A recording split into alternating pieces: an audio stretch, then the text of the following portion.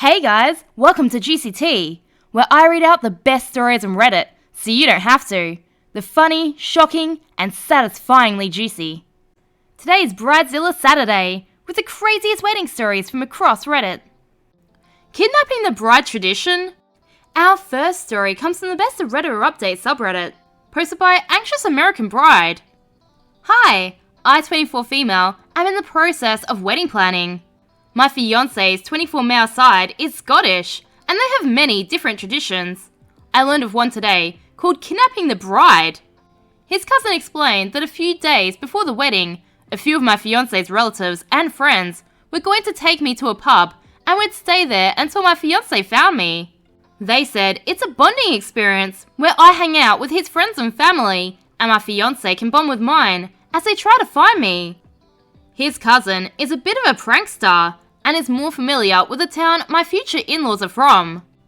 My fiancé lives in America, but makes several trips to Scotland to visit. We're getting married in Scotland since he has older relatives that couldn't travel to the States. I've never heard of this tradition before, but when I looked it up, the best I could find was a version in Germany. The only Scottish version that was similar included covering the couple in food as a joke. I asked his grandmother about that last one, and she said they would never do that. I'm worried his cousin will purposely choose a pub that's hard to find, or pull a prank on me while I'm there. Has anyone else heard of this tradition? Is it common? If so, what happens during it? It sounds harmless, but I have an anxiety disorder, and the idea of being alone with his friends and family for hours without him scares me. I'm scared I'll say something dumb or make a fool of myself. I'm close with some of them, but not all of them. But I guess that's also the point of this tradition. Update. I talked to the cousin, and I'm glad I did.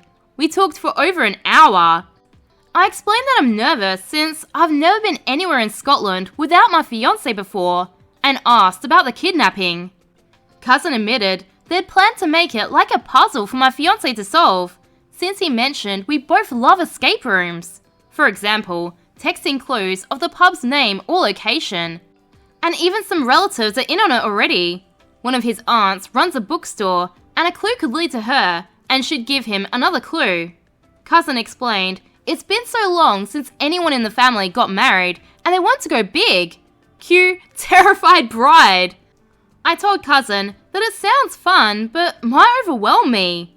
Cousin tried to reassure me, and after some back and forth, they admitted my fiancé's grandparents wanted to rent out a place and make the whole thing a second bridal shower / party for me, since lots of relatives won't meet me until closer to the wedding.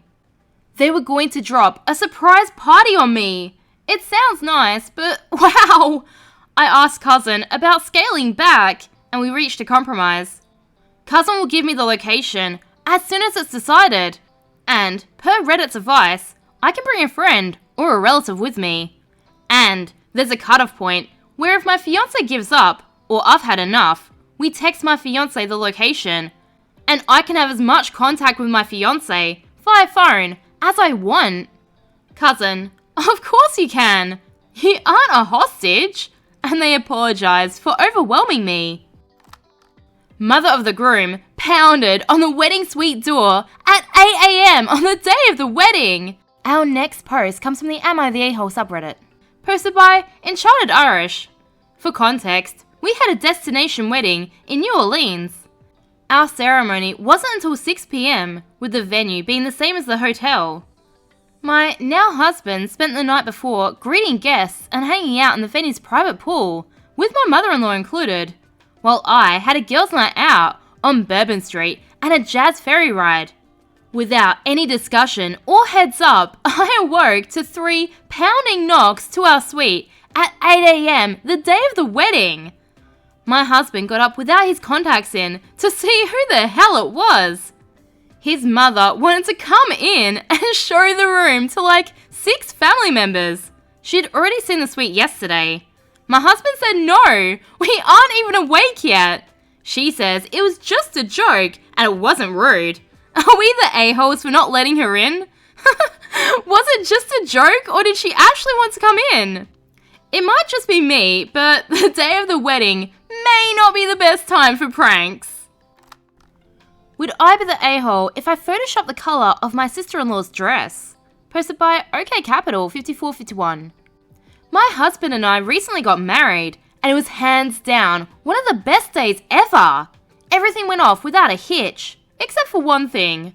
My sister-in-law wore a long white dress to the wedding. It did have a slight pattern to it, but it was very obviously white, and it looks off in pictures. She was told many times by her family to not wear white, but did it anyway. I never said anything about it as to not start drama, and I just feel as though it'd be a waste of energy to let that get to me. My main issue is how the photos turned out. The pictures look off, and it's distracting seeing two long white dresses, especially with the way we're positioned. I want to Photoshop it to a blush or champagne colour so we can display the pictures, and that way it wouldn't be a dramatic change. Would I be the a-hole since I never personally said anything, or should I just do it?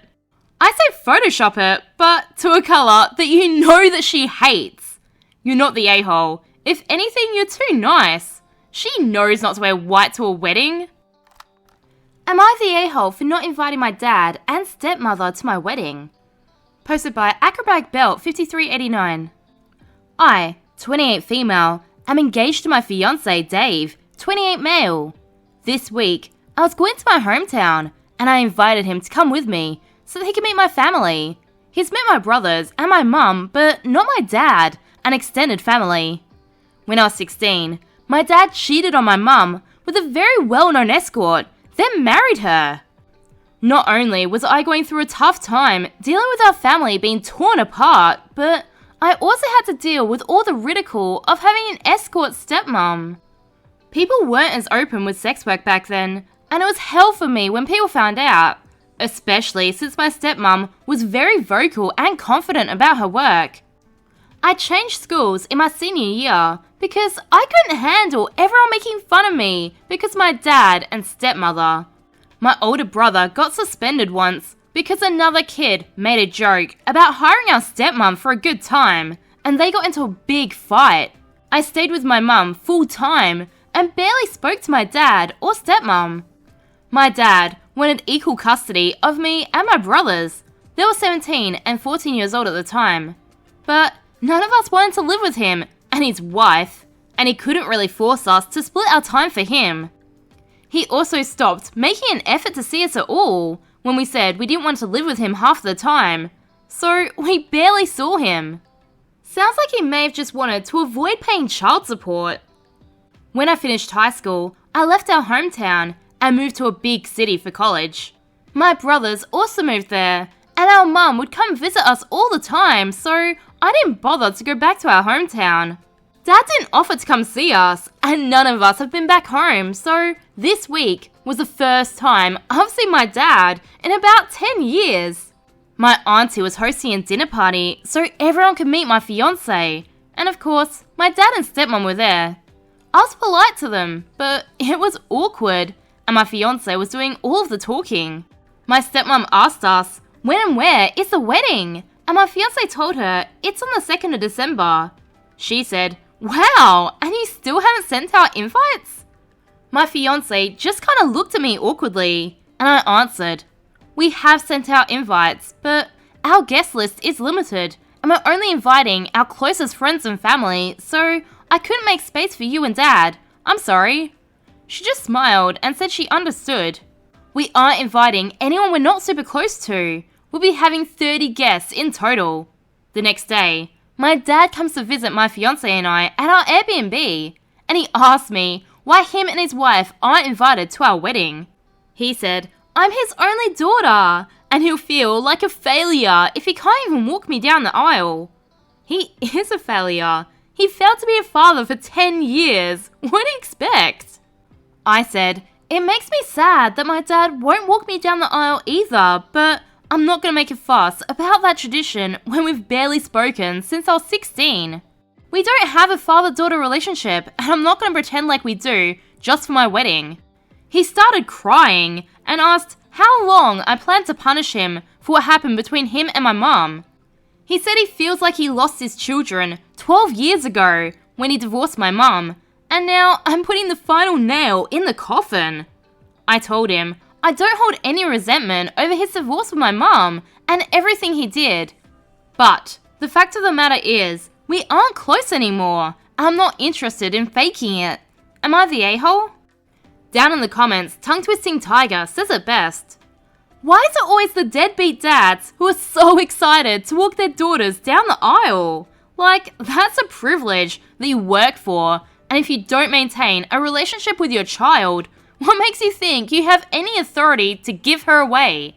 What a loser! Not the a-hole, and quite honestly, you've got a shiny spine to be proud of. Remember, I post new content every day, so subscribe for more juicy tea.